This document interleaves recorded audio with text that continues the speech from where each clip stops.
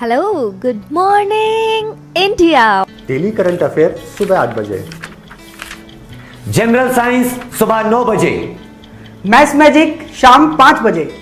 Railway की reasoning शाम 6 बजे। Monday to Friday back to back classes live from studio. आज ही सब्सक्राइब करें वाईफाई स्टडी चैनल को। Hello friends, welcome to WiFi study changing the way of learning. मैं विवेक एक बार फिर से आप सभी के साथ हूं। आरआरबी ग्रुप डी, एएलपी और टेक्नीशियन के लिए स्पेशल जनरल साइंस के लाइव सेशन से लेकर तो आज हालांकि हमें टाइप ऑफ रिएक्शन वगैरह बहुत कुछ पढ़ना था, लेकिन मैं थोड़ा सा सही नहीं हूं। पहले तो मैंने सोची सुबह सुबह कि मैं क्लास कैंसिल कर देता हूं, फिर मैं बोला इस तरह से ट्रस्ट खराब हो जाएगा, आप लोग इतना मुझ पे भरोसा करते हैं और मैं अपनी तबीयत की वजह से क्लास कैंसिल कर दूं, गलत है। तो फिर मैं जैसा भी हूं आ गया हूं, तो मैं आज लूंगा सरप्राइज टेस्ट। तो आपसे भी उम्मीद करता हूं कि आप लोग भी थोड़ा सा साथ दीजिएगा और फैलिएगा मत। फैलने का मतलब होता है मेरी टर्म्स में कि हाथ पैर मत मारिएगा, ये नहीं हुआ वो नहीं हुआ। अगस्त तक पेपर है, आराम से करेंगे। इतना खींच के कराया 2-2, 3-3 घंटे, 2.5 घंटे, 1.5 घंटे लेकर, तो सिलेबस अभी हाथ में है और हम लोग सही कर रहे हैं, कोई परेशानी नहीं है। हालांकि कुछ लोग कह रहे हैं आप बहुत ज़्यादा पढ़ा रहे हो, कुछ लोग कह रहे हैं समझ में नहीं आया। तो मैं एक बात उन सबसे कहना चाहूँगा, बच्चा अपना थोड़ा सा देखो, रुको और समझो, सोचो चीज़ों को। फिजिक्स थोड़ा लॉजिकल सब्जेक्ट है। जब हम मैथ की बात करते हैं कि ऐसे फोर्स लगता है, क्यों हम झूले पे खड़े हो जाते हैं, क्यों हम झूले पे गिर जाते हैं, तो इन सब चीज़ों से क्या होता है कि थोड़ा सा इंटरेस्ट आता है। जो केमिस्ट्री है ना, उसमें मैं इलेक्ट्रॉन को इधर से उधर मिलाऊंगा, ये केमिकल की रिएक्शन कराऊंगा। आप लोग खुद में परेशान होंगे कि सर केमिकल की रिएक्शन क्यों हो रही है। तो क्या होता है, केमिस्ट्री थोड़ा सा एनालिटिकल हो जाता है, थोड़ी सी, मतलब भाई इसे तो हम फोर्स के टर्म्स में समझ सकते हैं फिजिक्स को, केमिस्ट्री को समझना थोड़ा सा डिफिकल्ट होता है। डिफिकल्ट ऐसे नहीं कि बहुत हार्ड है, धीरे धीरे समझ में आ जाएगा, क्योंकि केमिस्ट्री से हम सबका जुड़ाव कम होता है थोड़ा सा, कि फॉर्मूले याद करने हमें, वॉशिंग सोडा क्या होगा, बेकिंग सोडा क्या होगा। अब अगर जो वो होती है ब्रॉन्ज, कांसा जो मिश्र धातु होती है, ब्रॉन्ज नाम की जो एलॉय होती है, वो होती है कॉपर और टिन का मिक्सचर। अब मैं उसे कॉपर और टिन का ही मिक्सचर बताऊंगा तो क्या करना पड़ेगा, हमें याद करना पड़ेगा। तो इस तरीके से क्या होता है बच्चा, मतलब थोड़ा सा ध्यान देकर थोड़ा सा मेरा साथ दीजिए, क्योंकि कल मैंने कमेंट पढ़े थे, कुछ बच्चों को समझ में नहीं आया। तो कोशिश करेंगे, बेसिक है। इलेक्ट्रॉन क्या होते हैं, प्रोटॉन क्या होते हैं, हमने पढ़ा था। दुनिया भर की पदार्थ होते हैं, दुनिया भर का मैटर होता है, मैटर बनता है एटम से। फिर हमने जाना एटम रहते कहाँ हैं, तो किसी ने बताया कि एटम जैसे तरबूज होता है, लाइक अ वाटरमेलन, ऐसे रहता है। किसी ने बताया कि वो चारों तरफ घूम के फिर उसी में गिर जाते हैं। फिर किसी ने बताया कि भाई वो चारों तरफ फिक्स ऑर्बिट में घूमते हैं। तो इस तरीके से क्या हुआ कि हमने जिससे पदार्थ बने होते हैं, मैटर बना होता है, उसके बारे में पूरी चीज जानी कि भाई सॉलिड होता है, सॉलिड की फिक्स्ड शेप क्यों होती है, लिक्विड कैसे अपनी शेप चेंज कर लेता है, लिक्विड की आकृति कैसे बदल जाती है, क्योंकि इसके जो कण होते हैं ठोस के, उनके बीच में बल, अंतर आणविक फोर्स, इंटरमोलिकुलर फोर्स ज्यादा होता है, ये एक दूसरे को खींच के रखते हैं, तो इनकी आकृति शेप एक जैसी रहती है, जबकि लिक्विड के बीच में थोड़ा कम रहता है। फिर हमने मिक्सचर पढ़ा, मिक्सचर को कैसे कैसे अलग करते हैं उसके बारे में पढ़ा। तो कहने का मेरा मतलब है, ओवरऑल धीरे धीरे हमें चीजें समझ में आ जाएंगी। तुम थोड़ा सा शांति रखना, थोड़ा सा अपने आप को मतलब परेशान मत होने देना। बच्चे परेशान वही होंगे जो या तो पढ़ाई पे ध्यान नहीं दे रहा है, या मतलब उसका कुछ नहीं है, बस इधर से कभी ये नहीं पढ़ाया वो नहीं। मैक्सिमम टॉपिक पढ़ा दिए फिजिक्स में, 1-2 टॉपिक छूट गए होंगे बीच बीच में। फिर मैंने बताया था इलेक्ट्रिसिटी और न्यूक्लियर फिजिक्स को मैं दोबारा कराऊंगा, और केमिस्ट्री मैंने स्टार्ट की है, बेसिक से स्टार्ट की है, धीरे धीरे पूरी खत्म कर लेंगे। पूरी कर लेने दो, क्यों परेशान हो रहे हो। जब पूरी कर लोगे तो कौन सी ऐसी चीज होगी जो बाहर रह जाएगी। जो वन लाइनर होते हैं उसे भी कोई पटाखों का हरा रंग किससे होता है, लाल रंग किससे होता है, और जो टफ वाली होते हैं उन्हें भी सारा कुछ करा दूंगा, तुम बस परेशान मत होना। टाइम भी बचेगा, ऐसे नहीं है कल ही क्लास खत्म हो जाएंगी। समय लगता है पढ़ने में, बचपन की सारी चीजें 4-6-7 साल की, जिन्हें हम 6th क्लास से लेकर 12th क्लास तक पढ़ते हैं, उन्हें आपको 2-3 महीने में कराना है। टाइम नहीं लगेगा क्या। चलिए बताइए इसका क्वेश्चन।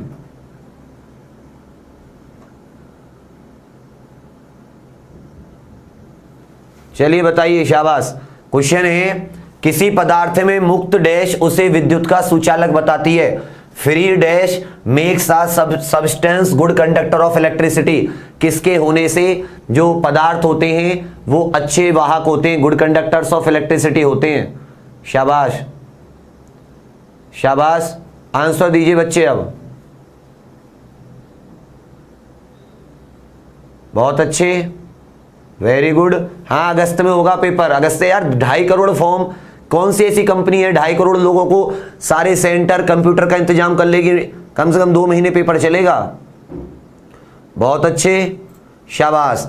इलेक्ट्रॉन, बच्चा ये जो फ्री इलेक्ट्रॉन होते हैं, आपको पता है इलेक्ट्रॉन चारों तरफ घूमते रहते हैं, और यही जो इलेक्ट्रॉन होते हैं ये बाहर निकल जाते हैं। इसी को हम क्या कह देते हैं कि ये जो इलेक्ट्रॉन है इनके ऊपर फोर्स कम रहता है, फ्री रहते हैं। जैसे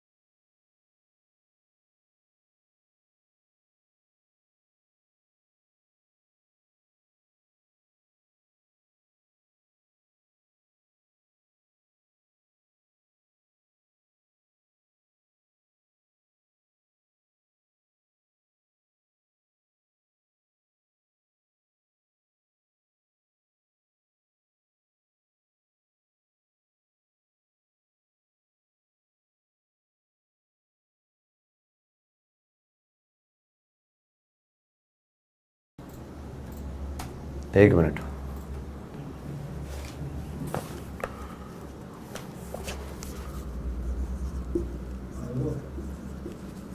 आगे बेटा आगे, आवाज, परेशान मत होइए। ये यूरेनियम की समस्थानिक है, यूरेनियम समस्थानिक। ये कोबाल्ट 60, आयोडीन 131,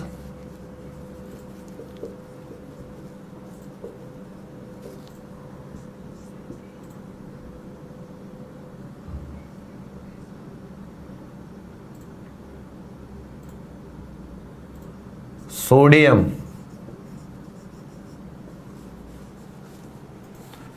क्या क्या रखा है, इनके प्रयोग बता रखे हैं, लगाने हैं आपको।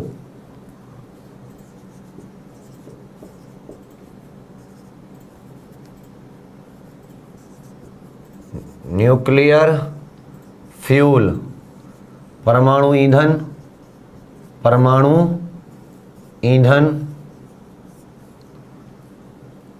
कैंसर का उपचार, कैंसर, थायराइड, गलगंड का उपचार,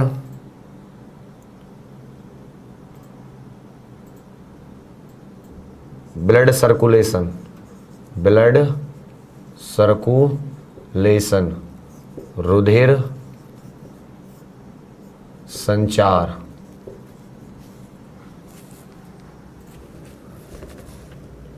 ए B C D, option number ए।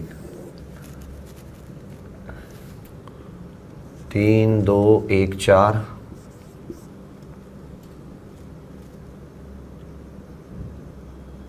एक,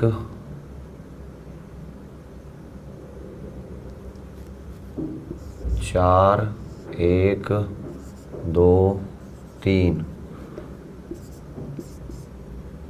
4 2 1 3, 3 4 1 2। बताइए इनमें से, ये आपको लिस्ट बनानी है। यूरेनियम, कोबाल्ट, आयोडीन, सोडियम कल कराई थी। न्यूक्लियर आइसोटोप किसके क्या काम होते हैं? A B C D option है ये, ए बी सी डी समझ के, पहले वाला ये बी, ये सी, ये डी। बताइए, अब तो आ रही है आवाज? वो तब नहीं आ रही थी, वो तब सेल बीत गए थे। क्या हो रहा है कि जल्दी बीत जा रहे हैं, पता नहीं क्यों आजकल फुल चार्ज नहीं हो पा, पता नहीं क्यों नहीं हो रहे। इतनी सारी क्लास है कि पता ही नहीं चल पा रही, क्या करें। बिल्कुल सही आंसर क्या हो जाएगा इसका? 4 1 2 3 में बहुत देर इस आंसर पे रुका तो तुमने तुक्का मार दिया। यूरेनियम U-235 किसमें यूज होता है? परमाणु भट्टी में, परमाणु ईंधन के लिए जिससे बिजली बनती है। कोबाल्ट 60 बहुत इंपॉर्टेंट है, कैंसर में भी काम आता है। और आजकल स्टेरिलाइज करने के लिए जो ऑपरेशन थिएटर में जो कैंची सुई वगैरह इस्तेमाल होती हैं, उन पे से कीटाणु बैक्टीरिया हटाने के लिए आयोडीन 131, थायराइड गले का जो होता है, गलगंड बोलते हैं हिंदी में, और सोडियम ब्लड सर्कुलेशन में, जो हमारे रक्त का जो थक्का वगैरह तो कोई नहीं जम गया है, रक्त का जो हमारी बॉडी में संचार है, नसों में, आर्टरी में, वो सही से है नहीं है, वो किसका काम आता है? तो इसका आंसर हो जाएगा बी वाला, कोबाल्ट आता है कैंसर के में, सोडियम आता है रुधिर के में। चलिए बताइए, बेकिंग सोडा का formula of baking soda, formula of baking soda, कपड़े धोने के सोडा या कपड़े धोने के सोडा का सूत्र, ए NaHCO3, बी Na2CO3, सी CaOH का होल ट्वाइस, और डी CaOCl2। बताइए, कपड़े धोने के सोडे का सूत्र,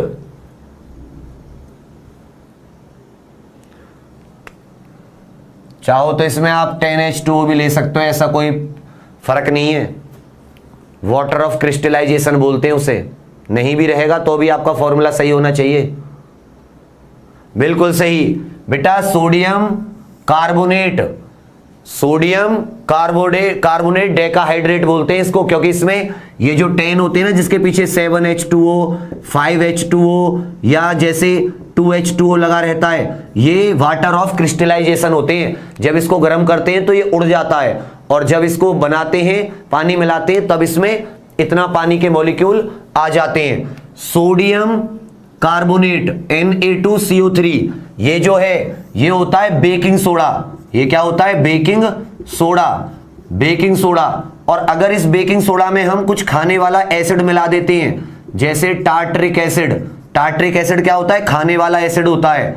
कुछ हल्का सा एसिड मिला देते हैं ना, कोई टार्टरिक वगैरह, तो ये क्या बन जाता है? ये बन जाता है बेकिंग पाउडर।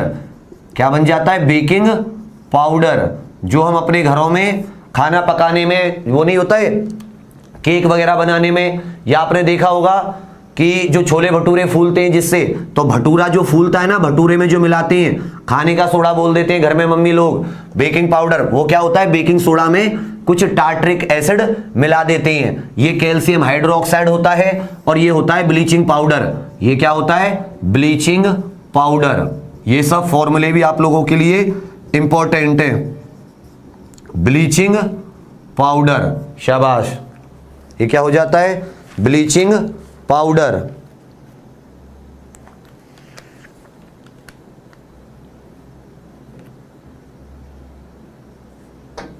चलिए इसका बताना है।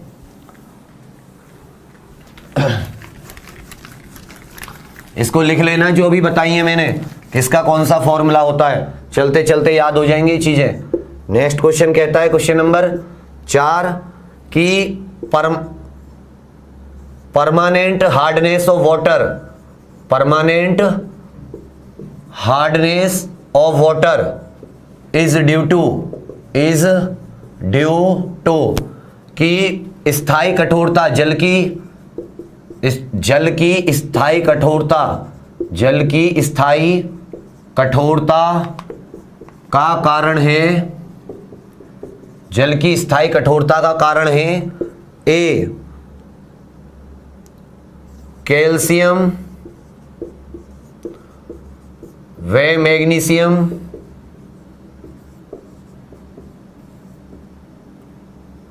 कैल्शियम व magnesium bicarbonate,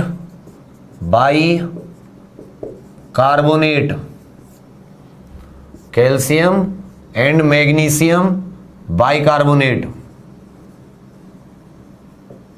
B calcium and magnesium sulphate, C मतलब कैल्शियम सल्फेट या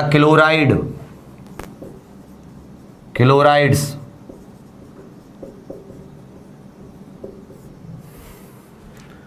सी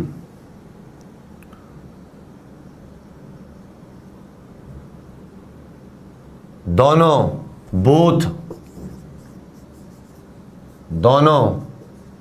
और डी नन ऑफ दीज, इनमें से कोई नहीं। जल की स्थायी कठोरता, देखो कठोर वाटर का मतलब है, हार्ड वाटर का मतलब कि अगर आप पानी में घोल रहे हो तो पानी के साथ मिलके लेथर नहीं बन रहे, मतलब झाग नहीं बन रहे। तो जो पानी के साथ साबुन मिलाने पर झाग नहीं बनाता है उसको आप क्या कहते हो, हार्ड वाटर कहते हो। जो झाग नहीं बनाता है उसे आप क्या कहते हो, हार्ड वाटर। जो हार्ड वाटर होता है उसकी कठोरता का कारण क्या है, हार्ड वाटर की कठोरता का कारण क्या है, कैल्शियम और मैग्नीशियम के बाइकार्बोनेट होना या कैल्शियम और मैग्नीशियम के सल्फेट, जैसे CaSO4,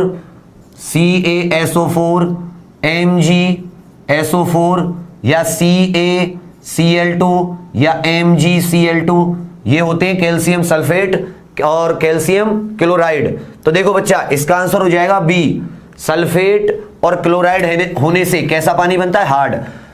और हार्ड मतलब परमानेंट हार्डनेस। देखो एक होती है टेम्परेरी, अस्थाई को क्या होता है, आप उबाल लो इस पानी को, बॉईल कर लो, और बॉईल करने से वो चली जाती है, और वो किसके कारण होती है, वो होती है इसके कारण, बाइकार्बोनेट, कैल्शियम और मैग्नीशियम के बाइकार्बोनेट होने की वजह से। कैसी होती है, टेम्पररी या अस्थाई हार्डनेस। जो आप उबाल लोगे तो ठीक हो जाएगी, लेकिन सल्फेट होने से कैसी होती है, परमानेंट, उबालने से नहीं जाएगी। इसके लिए इसकी जो मेथड होते हैं उन्हें बोलते हैं परम्यूटेट या जियोलाइट।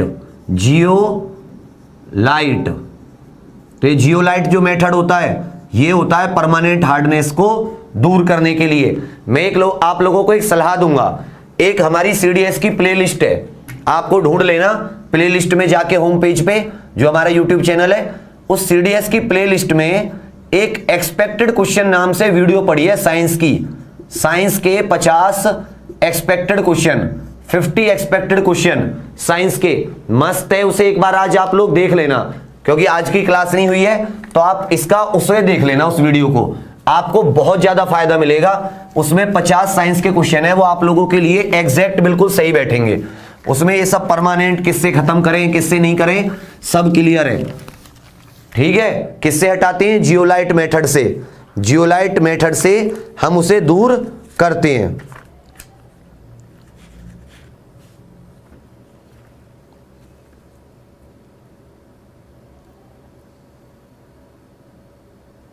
चलिए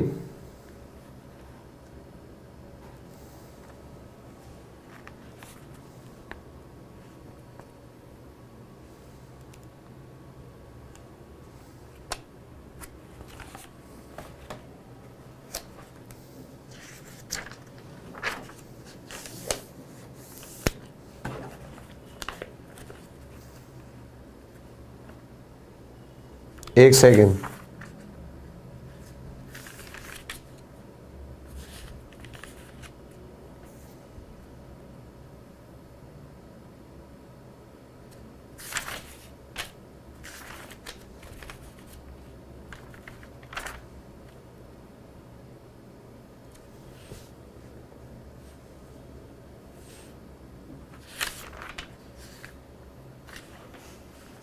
एक सेकेंड। नेक्स्ट क्वेश्चन,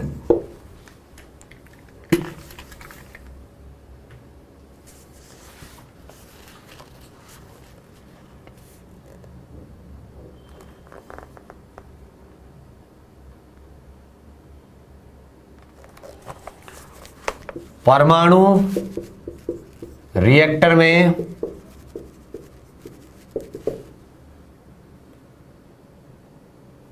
न्यूट्रॉन अवशोषित करता है, absorbs neutrons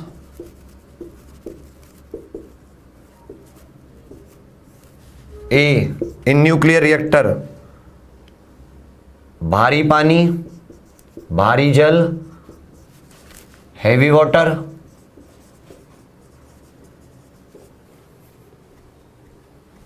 graphite,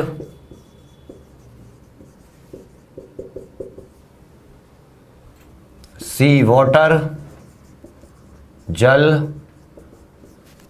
cadmium.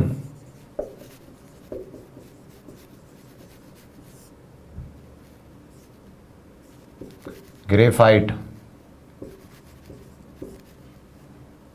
Cadmium. Neutron को अवशोषित, जिससे जो न्यूक्लियर फिशन प्रक्रिया हो रही है, न्यूक्लियर विखंडन प्रक्रिया होती है, उसको कंट्रोल किया जाता है। किसके कारण?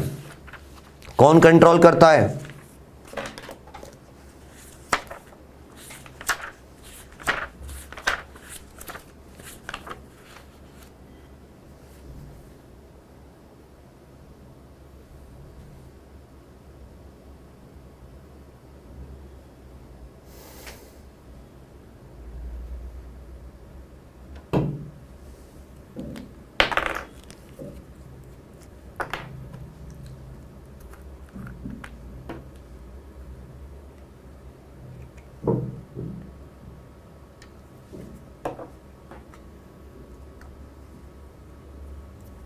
अभी भी आप लोग गलत गलत आंसर देते हो।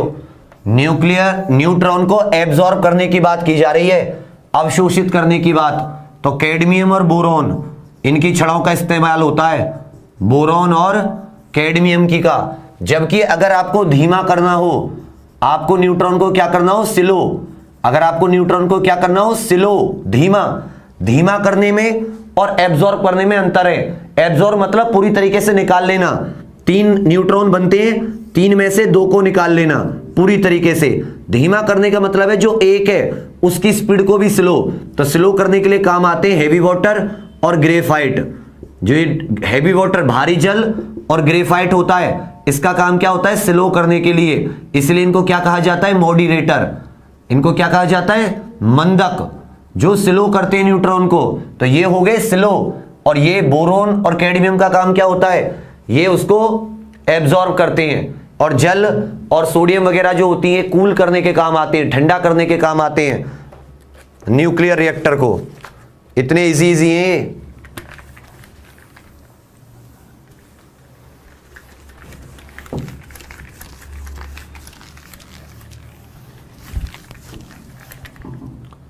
चलिए नेक्स्ट बताइए, इसमें not correctly match, not correctly matched, सही सुमेलित नहीं है, सही सुमेलित नहीं है। A कांसे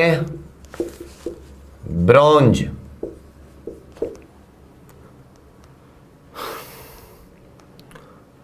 copper plus tin 12%, 88%। B gun metal, gun metal, gun metal, copper plus tin plus phosphorus, sorry copper tin और जिंक। जिंक होता है 2%, टिन होता है 10% और ये होता है 88% copper. C German silver, German silver,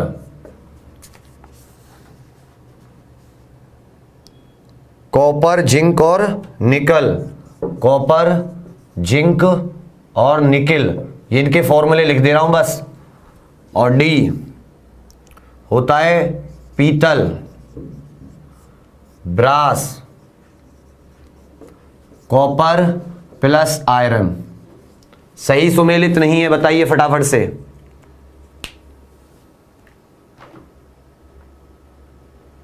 पता नहीं इन क्लासों में आजकल क्यों मेरी क्लासों में कम आने लगे हैं, बाकी 4 भी आते हैं, 3 भी आते हैं लाइव, मेहनत भी सही करते हैं, पता नहीं। बताइए बच्चे, ये एक तरफ दे रखी है एलॉय, एक तरफ क्या दे रखी है एलॉय, मिश्र धातु। देखो मिश्र धातु क्या होती हैं, एक या मतलब 2 या 2 से अधिक धातुओं को मिलाकर, 2 या 2 से अधिक धातुओं को मिलाकर हमें कुछ खास कैरेक्टरिस्टिक चाहिए, तो हम क्या बनाते हैं मिश्र धातु। और ये मिश्र धातु जिन धातुओं से मिलकर बनी है उनका नाम, Cu माने कॉपर, कॉपर का फॉर्मूला टिन, टिन को हालांकि SN से दिखाते हैं ऐसे करके, पर मैंने डायरेक्ट लिख दिया। इसमें एक गलत है, बिल्कुल सही। क्या गलत है, पीतल, क्योंकि कॉपर में क्या, पीतल में क्या होता है कॉपर और जिंक 70 और 30%।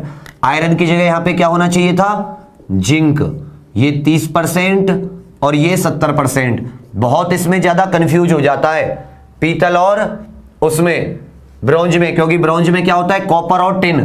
तो इसको ऐसे याद रखना कि जो हमारी सिंधु घाटी सभ्यता थी, याद है सिंधु घाटी, इंडस वैली सिविलाइजेशन जिसे बोलते हैं, या आप हड़प्पा सभ्यता भी बोलते हैं। तो हड़प्पा सभ्यता जो थी वो कौन से युग की सभ्यता थी, ब्रॉन्ज युग, मतलब कांस्य युग की। वहां पे कांस्य की मूर्ति वगैरह मिली है, एक डांस करती हुई लड़की की मूर्ति मिली है, तो वो कैसी मूर्ति है, ब्रॉन्ज, ब्रॉन्ज एज की है वो सिविलाइजेशन। ब्रॉन्ज माने कांसा। तो सबसे पहला जो मेटल इंसान ने ढूंढा था, सबसे पहली धातु का जो इस्तेमाल करना शुरू किया था वो थी कॉपर। पहले क्या किया, कॉपर। फिर उसने जो दूसरी धातु ढूंढी वो था टिन, और दोनों को मिला के पहली एलॉय, फर्स्ट एलॉय जो वर्ल्ड का बना मिश्र धातु, वो क्या था, ब्रॉन्ज। तो वहां से याद करना क्यूटिन, क्या समझ लेना इसको इस तरीके से, क्यूटिन। और मूर्ति वगैरह जो होती है वो कट करके बनाई जाती है ना, मूर्तियां जो होती हैं वो किसको करके बनाई जाती हैं, कट करके बनाई जाती हैं। कट से मतलब समझते हो, काट काट के धातुओं को, तो वहां से समझ लेना क्यूटिन। और पीतल, ब्रास, फिर अपने आप आ जाएगा कॉपर और जिंक। एक इनमें से याद कर लेना, दूसरे को, क्योंकि ब्रास और ब्रॉन्ज में बहुत ज्यादा कंफ्यूजन होता है, बहुत ज्यादा कंफ्यूजन। तो पहली धातु जो थी इंसान ने कॉपर और दूसरी टिन, दोनों को मिला के पहली जो मिश्र धातु, पहली जो एलॉय बनाया वो था ब्रॉन्ज।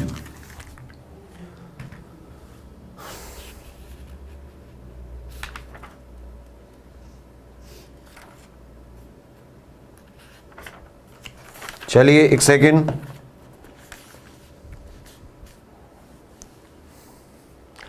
बताइए नेक्स्ट क्वेश्चन, सोडियम 23 के 40 ग्राम में कितने मोल होंगे? मोल होंगे। How many moles in 46 gram of sodium 23? ए आधा, बी 2, सी 4 और डी 6।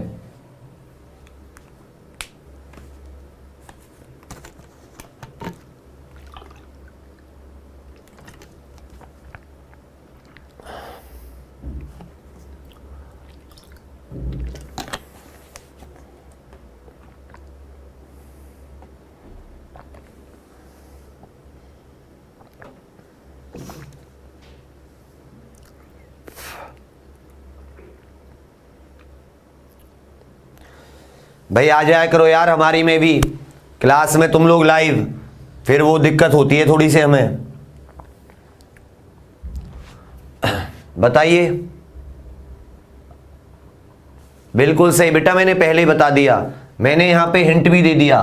सोडियम का जो मॉलिक्यूलर मास है, देखो मैंने कहा था 1 से 20 तक रट लो। सोडियम का एटॉमिक नंबर, परमाणु क्रमांक होता है 11, और इसका जो मॉलिक्यूलर मास है, द्रव्यमान संख्या, वो कितनी होती है? 23। तो मैंने क्या बताया था, मोल निकालने के लिए जब भी आपको मोल निकाले हो तो जितना द्रव्यमान दिया गया हो, दिया गया द्रव्यमान, दिया हुआ द्रव्यमान बटे उसका द्रव्यमान संख्या या मॉलिक्यूलर मास, द्रव्यमान संख्या या मॉलिक्यूलर मास कितना दिया गया है आपको? गिवन मास कितना है? 46। इसका मॉलिक्यूलर मास कितना है सोडियम का? मैंने यहीं पे हिंट दे दिया था, सोडियम 23, 23। 23 से इसको डिवाइड करोगे कितना आ जाएगा? 2। तो कितने मॉलिक्यूल्स या कितने मोल होंगे? 2। अगर 2 मोल हैं और आपसे पूछे कितने एटम्स होंगे, तो 6.022 इंटू 10 की पावर 23 इतने एटम उसके अंदर पाए जाएंगे।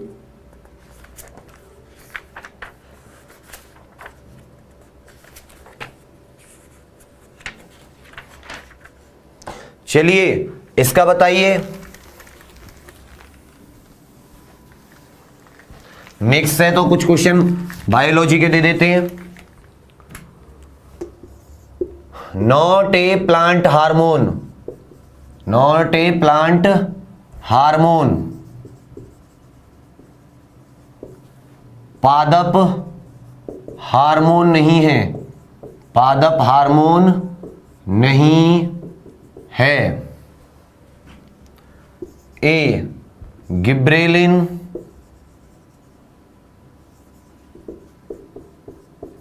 गिब्रेलिन। बी इथाइलिन,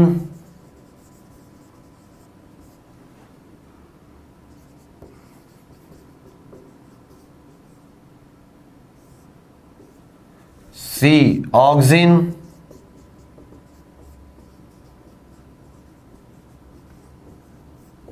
और डी इंसुलिन, इंसुलिन। इससे भी पता चल जाएगा बायो में भी आप पे कुछ आता है, कैसे आता है।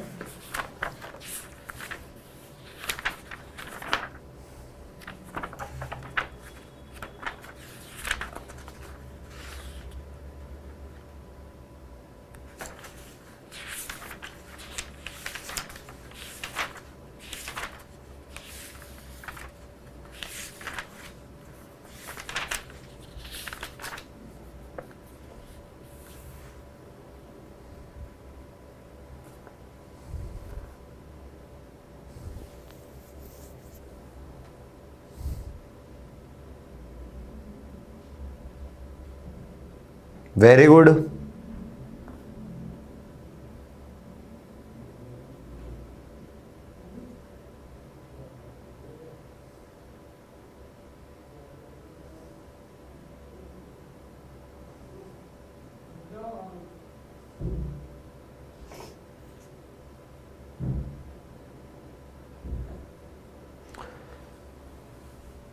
बेटा इसमें है नॉट अ प्लांट हार्मोन।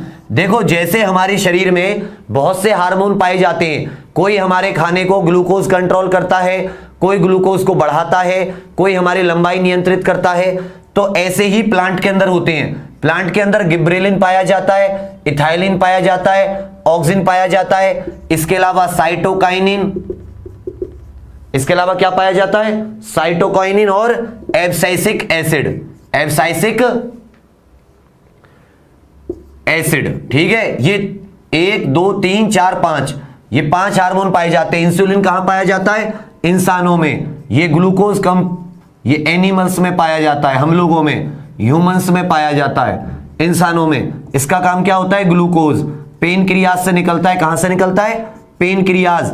इधर देखोगे लेफ्ट हैंड में एक पत्ती सी होती है, इस तरह से एक पत्ती सी निकली होती है, तो ये जो होती है पेनक्रियाज, पेनक्रियाज से निकलता है इंसुलिन। जब हमारी बॉडी में ग्लूकोज बढ़ जाता है तो उसको कंट्रोल करता है। जिन लोगों के अंदर ग्लूकोज नहीं निकलता उन्हें कौन सी बीमारी हो जाती है, डायबिटीज की बीमारी। जबकि गिब्रेलिन, इथाइलिन, एब्साइसिक एसिड क्या होता है, ये वृद्धि रोकता है, ग्रोथ को रोकता है। गिब्रेलिन तनों में पाया जाता है, तने की ग्रोथ बढ़ाता है। और ये जो होता है ऑक्सिन, ये सेल को जो मतलब कोशिका होती हैं उनको लंबा करता है, ये भी वृद्धि के काम है। जैसे तने में जिस तरफ ज्यादा ऑक्सीजन होगा वृद्धि उस तरफ होगी। असल में आपने देखा होगा कि सूरजमुखी का पौधा जो होता है वो सूरज की तरफ झुकता चला जाता है, किसकी वजह से, ऑक्सीजन की वजह से। ऑक्सीजन उस तरफ ज्यादा होता है। और इथाइलिन ये फल पकने में हेल्प करती है। फ्रूट राइपनिंग में जो फल पकते हैं वो किसकी वजह से पकते हैं, इसकी वजह से। फल पकने में किसका योगदान होता है, इथाइलिन। ये एक गैस होती है, बाकी सारे हार्मोन लिक्विड हैं या कुछ और हैं, लेकिन इथाइलिन अकेला ऐसा हार्मोन है जो प्लांट क्या देते हैं, गैस के रूप में, इथाइलिन। फ्रूट राइपनिंग या फल पकने में, बाकी ये बड़े होने में हेल्प करते हैं पेड़ पौधों को। प्लांट हार्मोन, इनको जब हम पढ़ेंगे डीपली अच्छे से डिस्कस करेंगे बायोलॉजी को, बायोलॉजी में जब हम इन्हें पढ़ेंगे, क्योंकि रटने की चीजें होंगी, थोड़ी सी थोड़ा सा समझते रहेंगे और रटते रहेंगे।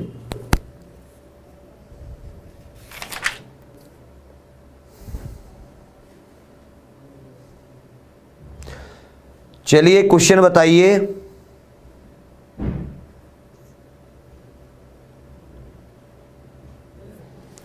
Black heart disease of potato, black heart disease of potato,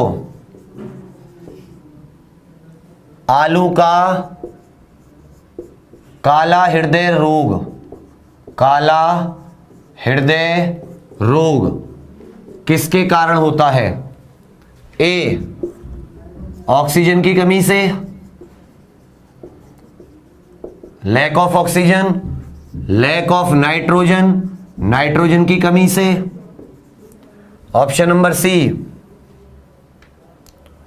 zinc की कमी से, जिंक की कमी से, लैक ऑफ जिंक, या डी मैग्नीशियम की कमी से, लैक ऑफ मैग्नीशियम। फटाफट बताइए किसकी कमी से होती है। आलू का ब्लैक हार्ट डिसीज। अब तुम्हें यही नहीं पता होगा ब्लैक हार्ट क्या होता है, ये डिसीज नहीं होती, इसे डिसीज हटा दो। ये बता दो ब्लैक हार्ट ऑफ पोटैटो किसके कारण होता है। आपने देखा होगा आलू आपने काटा बीच से, तो बीच से काला काला निकलता है। कई बार आलू जो बीच से काटने पर कैसे निकलते हैं, ब्लैक, काले, उसी को बोलते हैं काला हृदय। बताइए किसके कारण। बहुत अच्छे, शाबाश। किसके कारण, ऑक्सीजन की कमी के कारण। क्या होता है बच्चा कि ये एक बीज है, ये क्या है, एक सीड है। आलू क्या है, एक सीड की तरह है जो आगे, तो इसको भी क्या चाहिए, सांस चाहिए। सीड भी रेस्पायर करते हैं, याद रखना।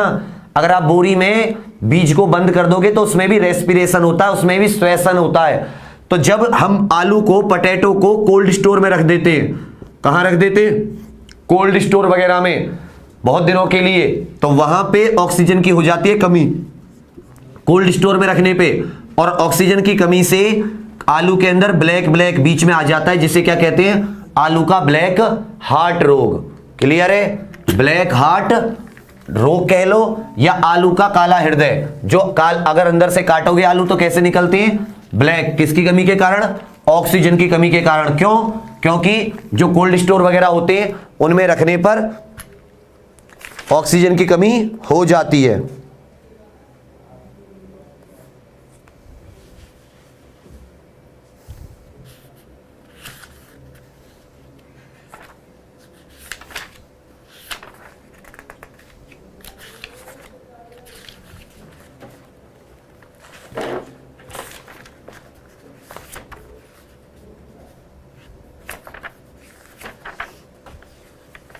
चलिए एक second.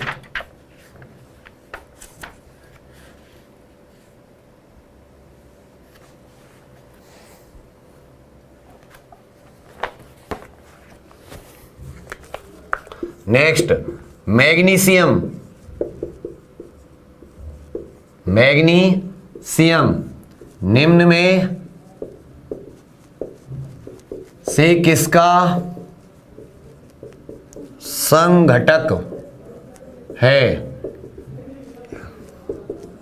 Constituent of dash.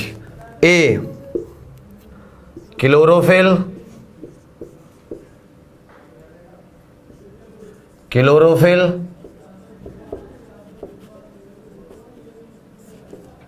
B magnesium, sorry chlorophyll, DNA, mitochondria,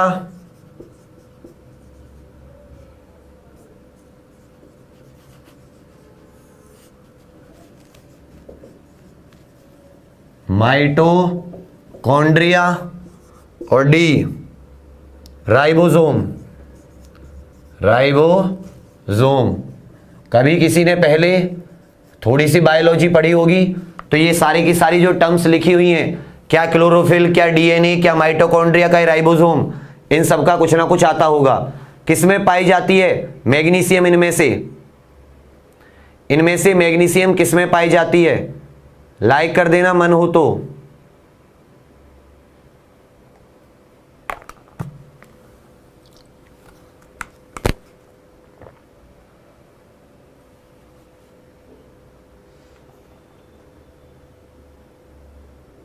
बहुत अच्छे बेटा, क्लोरोफिल में पाई जाती है। क्लोरोफिल का जो सेंटर एटम होता है, हालांकि देखो क्लोरोफिल जो बनती है उसमें आयरन की भी भूमिका होती है, लेकिन जो लाइट को एब्जॉर्ब करता है, जो प्रकाश को एब्जॉर्ब करता है, देखो लाइट पड़ी पौधे के ऊपर, क्लोरोफिल के ऊपर, पौधों के अंदर हरा कलर होता है, क्लोरोप्लास्ट होते हैं। क्लोरोप्लास्ट के अंदर क्या होता है? हरे रंग का क्लोरोफिल। इस पे जैसे ही सूरज का प्रकाश पड़ेगा तो क्या होगा? सूरज के प्रकाश में फोटोन होते हैं, तो फोटोन से एक इनमें से कोई अपना क्या हो जाना चाहिए?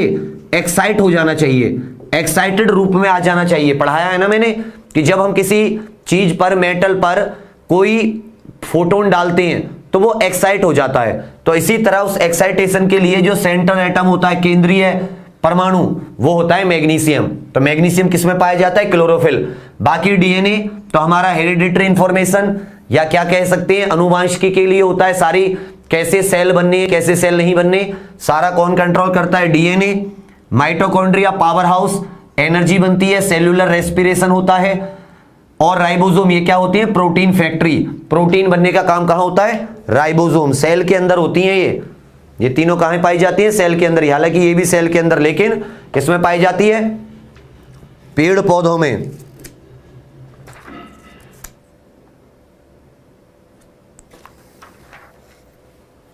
चलिए बताएंगे कितने क्वेश्चन हो गए अभी तक। नेक्स्ट क्वेश्चन है कि क्षार सूचक, लिटमस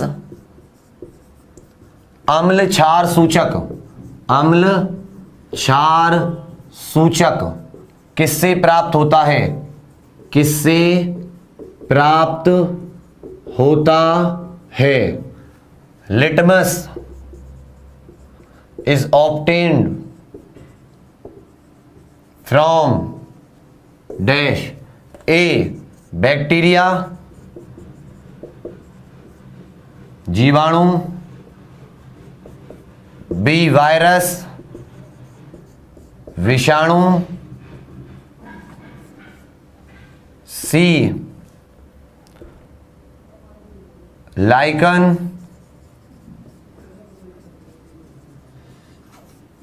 और डी फंगस फफूंद। बताइए किससे प्राप्त होता है?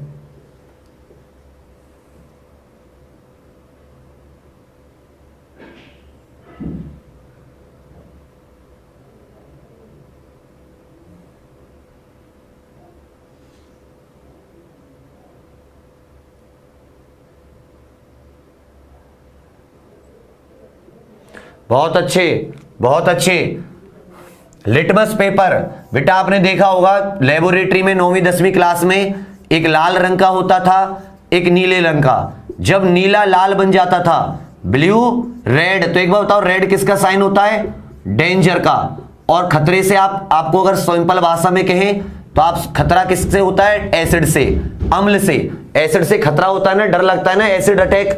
तो जब नीला लिटमस पेपर लाल में बदल जाता था, नीला लाल में, ब्लू रेड में, तो हम कहते थे कि ये एसिड है। अगर हमने मान लो एक हमारे पास लिटमस पेपर लिया ब्लू, इस पे हमने कोई चीज बूंद डाली और वो सर देख के आना, कौन सुबह सुबह खटखट कर रहा है, जरा रोकना है कि क्लास 15 मिनट रुक जाओ। तो क्या हो जाएगा कि ब्लू जब रेड में कन्वर्ट हो जाता था, डेंजर, तो इसका मतलब वो क्या है? एसिड का सूचक। किसका सूचक है? एसिड का। और जब लाल ब्लू में हो जाता था तो हम कहते थे बेस, बी माने ब्लू, बी माने बेस, ये क्या हो जाता था? क्षार। तो ये जो लिटमस पेपर है ये हमें मिलता है लाइकन से। किससे मिलता है दोस्तों? लाइकन। लाइकन क्या होती है? एक सिम्बायोटिक रिलेशनशिप होती है।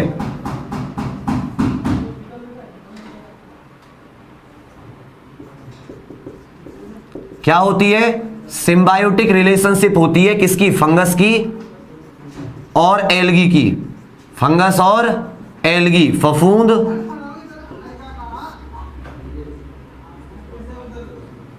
एक सेकेंड,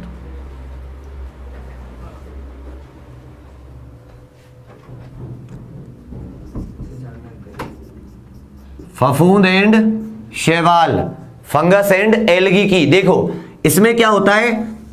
कवक भी बोलते हैं इसको, कवक और शैवाल ये दोनों साथ साथ रहती है, फंगस और एल्गी। फंगस क्या करती है? वाटर और मिनरल लेके आती है जमीन से, उसके ऊपर क्या चिपकी रहती है? एल्गी। ये फोटोसिंथेसिस करती है। कहने का मतलब जहां दो प्रजाति, दो ऑर्गेनिज्म एक दूसरे पे डिपेंड होकर रहते हैं, एक दूसरे पे निर्भर होकर रहते हैं, और एक खाना लेकर आता है, एक तो फोटोसिंथेसिस से खाना बनाता है, क्योंकि एल्गी में क्या होती है? क्लोरोफिल, और ये जमीन से क्या देती है? वाटर और मिनरल। तो दोनों मिलकर क्या बनाते हैं? एक दूसरे पे डिपेंड रहते हैं। ऐसी रिलेशनशिप को बोलते हैं सिम्बायोटिक रिलेशनशिप, और वही होती है लाइकन में। और लाइकन से क्या बनता है? Litmus paper. वो थोड़ी कुछ अर्जेंट करने का मन है, रुक तो जाएंगे वो, लेकिन फिर मैं नहीं चाहता कि वो वैसे रुकें।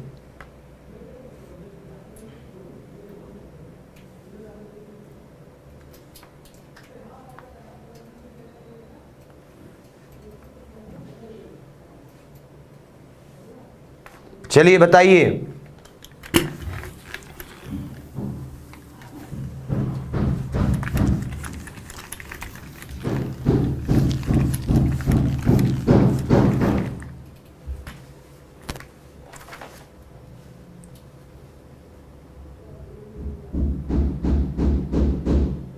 ठीक है। नेक्स्ट क्वेश्चन देखो, एक क्वेश्चन बताओ।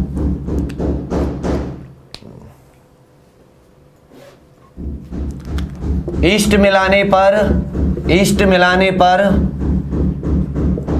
गुथा हुआ आटा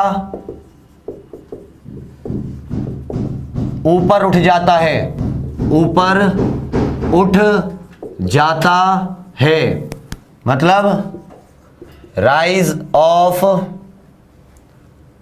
आटे को क्या कहते हैं? कहते तो इंग्लिश में, वो वर्ड भूल गया मैं,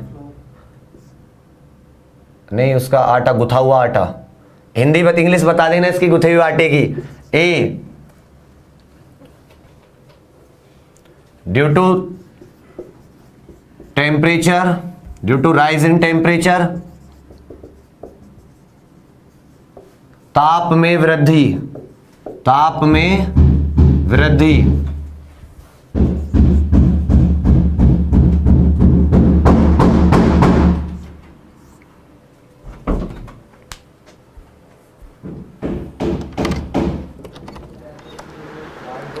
बस भैया 1 मिनट रुक जा यार, क्यों आफत काट रहे हो?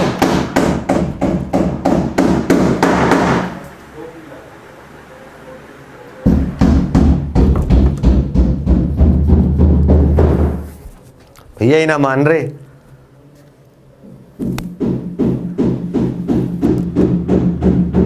इंक्रीज डफ, DOUGH याद आ गया, देख लो, डफ टफ, ठीक है। Due to rise in temperature, increase in mass, द्रव्यमान में वृद्धि,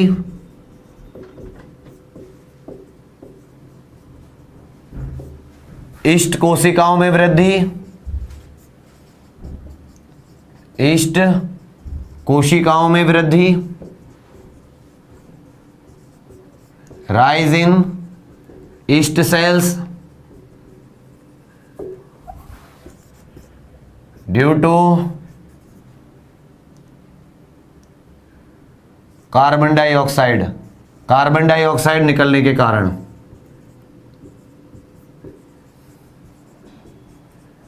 बताइए,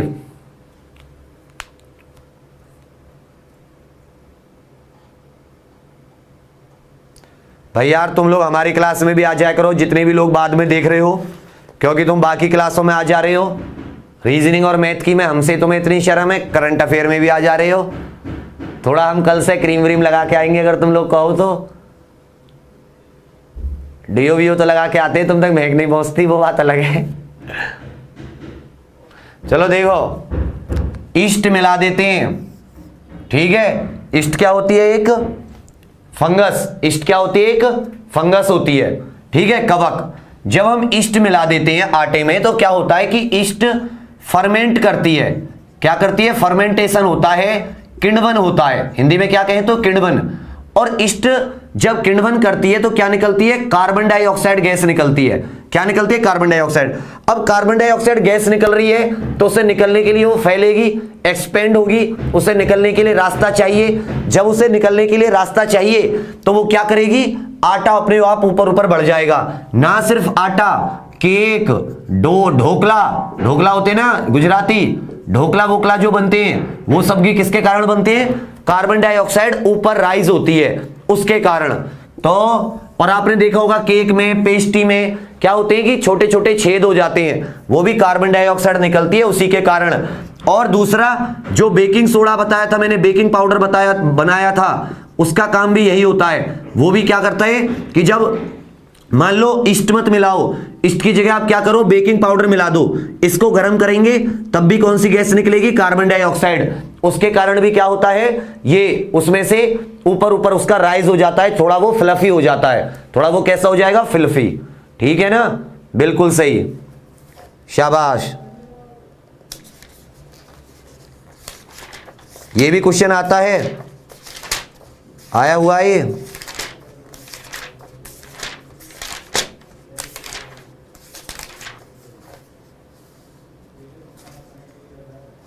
नेक्स्ट बताइए,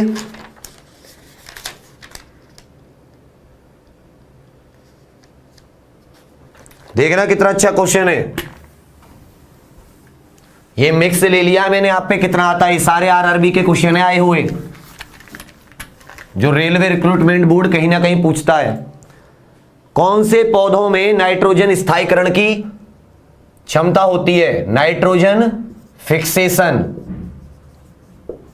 या नाइट्रोजन स्थायीकरण करते हैं, स्थायीकरण करते हैं।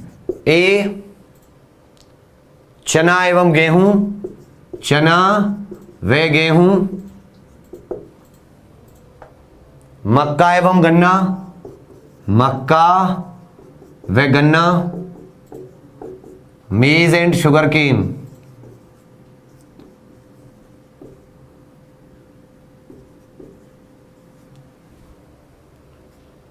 चना व अन्य दलहन एंडी जूट एवं चावल, जूट व चावल, rice, jute, wheat, gram and other, जो जिनसे दाल वगैरह होती है ना, जिनसे हमें दाल वगैरह मिलती है, वो सारी की सारी। कौन सा होगा इसका आंसर?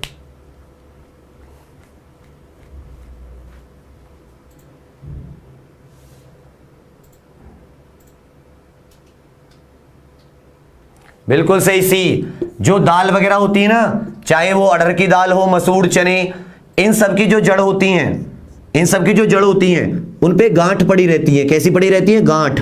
इन गांठ को बोलते हैं लेग्यूमिनस। इनको लेग्यूमिनस प्लांट बोलते हैं। क्या बोलते हैं? Leguminous plant. तो जो लेग्यूमिनस प्लांट होते हैं, इन गांठों पे पाए जाते हैं राइबोजियम। राइबोजियम नाम का बैक्टीरिया। कौन से नाम का बैक्टीरिया? राइबोजियम।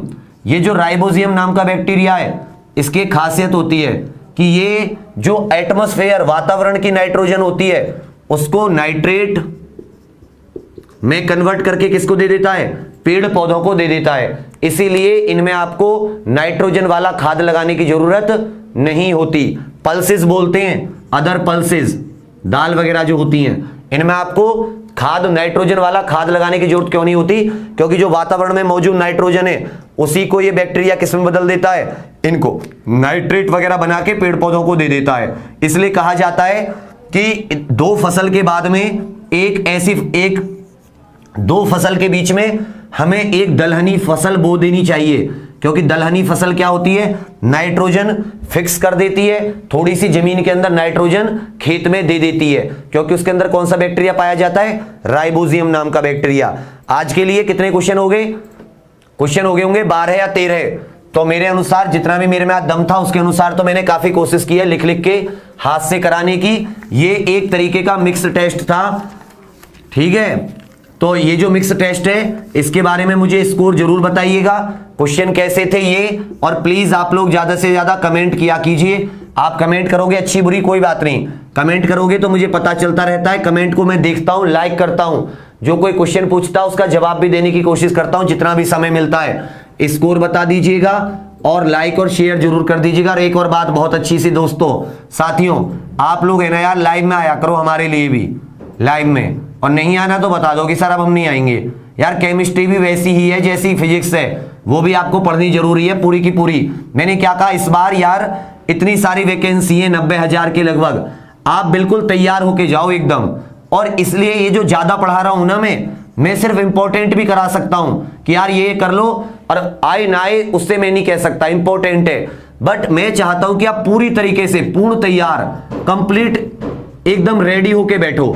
तो मैंने क्या किया, आपको फिजिक्स पढ़ाई है, अब आपका क्या कर्तव्य बनता है, आप दुनिया में से जहां से भी आपको एमसीक्यू मिलते हैं, चाहे आप मार्केट में जाओ, घर से निकलोगे ना, जब दुकान पे पहुंचोगे तो आपको कई तरह की किताबें मिलेंगी जिसमें आपको एमसीक्यू, कुछ को एमसीक्यू का मतलब नहीं है बच्चा, उनको मतलब नहीं पता, उनका पता, उसको मैं बता दूं, बहुविकल्पीय क्वेश्चन जो आपके पेपर में आएंगे, ऐसे क्वेश्चनों की प्रैक्टिस कीजिए। ये बहुत इंपॉर्टेंट है एमसीक्यू।